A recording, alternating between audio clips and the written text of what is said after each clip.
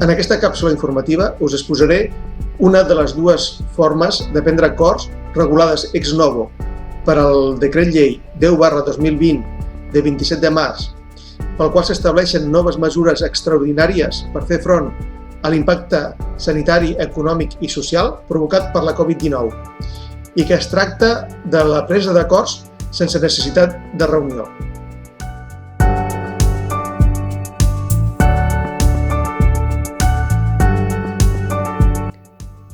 Si bé aquest sistema és nou en la propietat horitzontal, el Codi Civil català ja el preveu des del 2008 amb l'aprovació del seu llibre tercer relatiu a les persones jurídiques. Les comunitats de propietaris, fins fa poc, només tenien la possibilitat de prendre acords mitjançant la celebració d'assemblees de propietaris, però ara, durant l'estat d'alarma, excepcionalment, es poden prendre acords sense necessitat de convocar una junta, segons estableix l'article 4.4 del Decret Llei 10/2020, que estableix que, durant la vigència de l'estat d'alarma, queda admesa també la possibilitat d'adoptar acords sense reunió, a instància de la persona que presideix la Junta, si es compleixen els requisits establerts a l'article 312/7 del Codi Civil de Catalunya.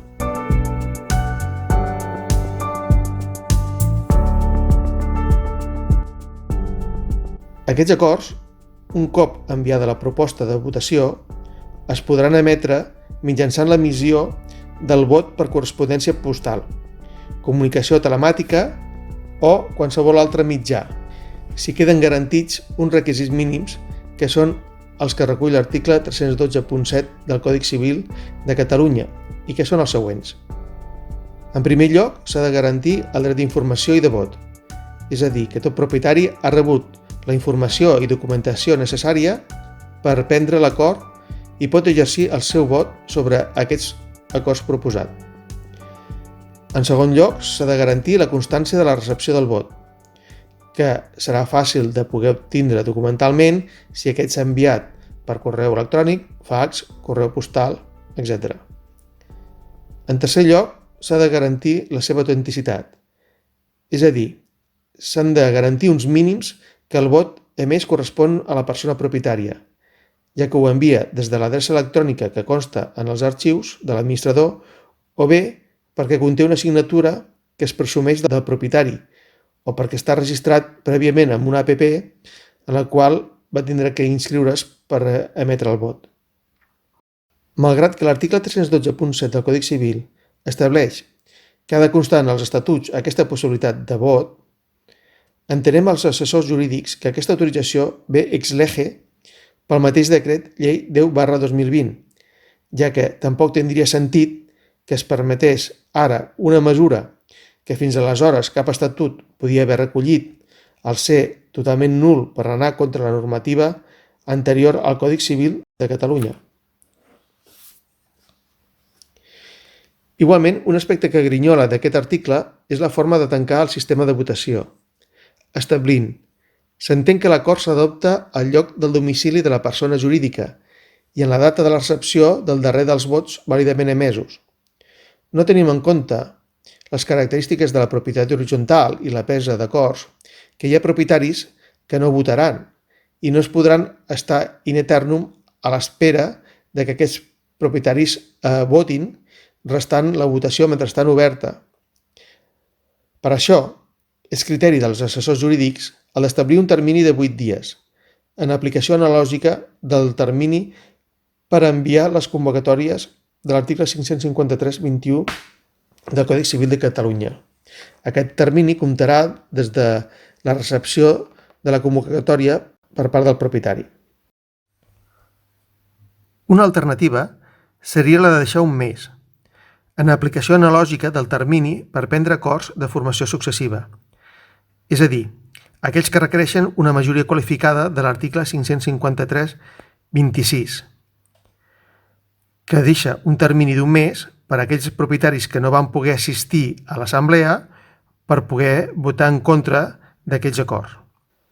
Però aquest termini es considera realment llarg i es podria donar que el tancament de la votació fos ja en posterioritat a l'aixecament de l'estat d'alarma, pel que s'hauria pogut esperar per fer una convocatòria de junta presencial per a aquell moment. A més, s'entén que la voluntat del legislador en redactar l'article 312.7 era que s'emetés un vot amb certa immediatesa. Per altra banda, res se'ns diu del tractament de la morositat en la votació, entenent que seran morosos aquells propietaris que al moment del tancament de la votació no estiguin al corrent de pagament, el que voldrà dir que el propietari d'autor amb la comunitat tindrà 8 dies des de la recepció de la proposta de votació per fer el pagament del deute, perquè així se li pugui computar el seu vot. Se'ns ha plantejat a l'assessoria jurídica què passa amb els propietaris que no hagin emès el seu vot o aquest s'hagi emès fora de termini. Doncs bé, en aquests se'ls haurà de donar el mateix tractament que els no assistents de les juntes presencials. És a dir, no se'l tindrà en compte en la votació de l'acord. S'ha de redactar l'acte?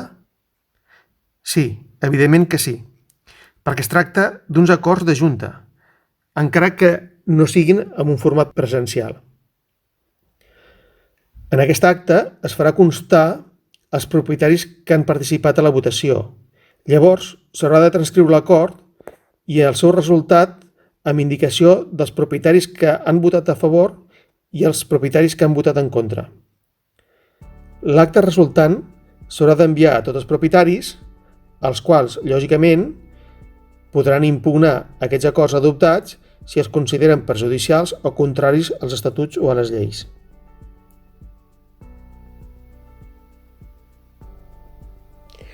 Un model de convocatòria d'acords de junta sense reunió podria ser el següent.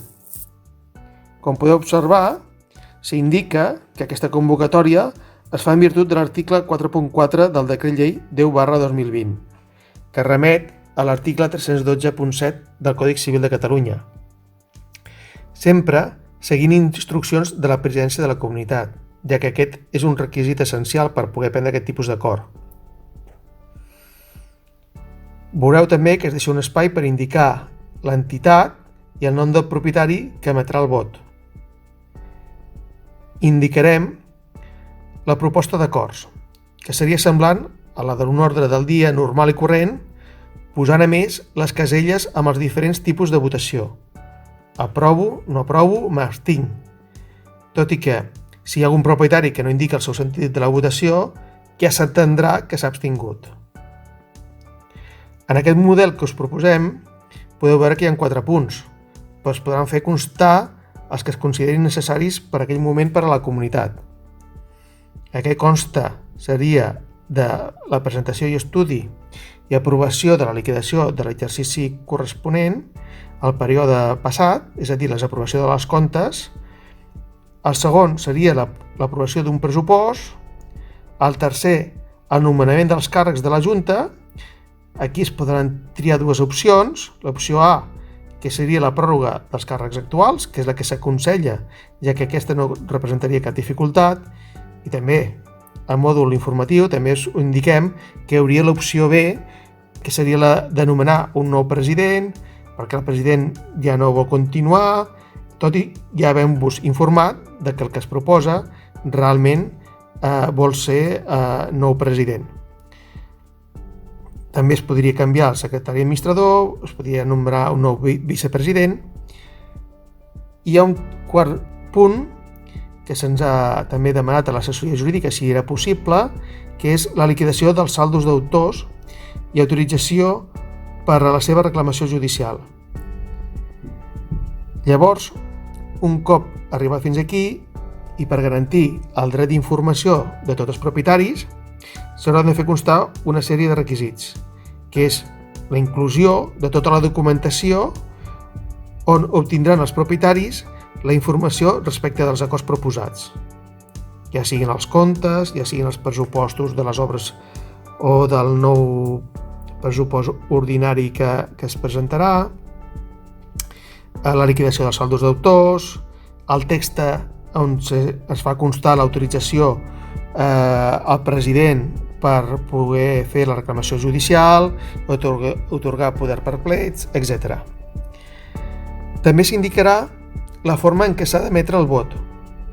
En aquest sentit, s'indica que per emetre el vot s'haurà de posar una creueta a les caselles corresponents. En tercer lloc i últim, també s'haurà d'incloure, com a qualsevol altra convocatòria, el llistat de propietaris que es troben amb saldos d'autors amb la comunitat, i indicant que tindran un termini de 8 dies per fer el pagament perquè se'ls pugui computar el seu vot. Espero que aquesta càpsula hagi estat del vostre interès. Gràcies per la vostra atenció.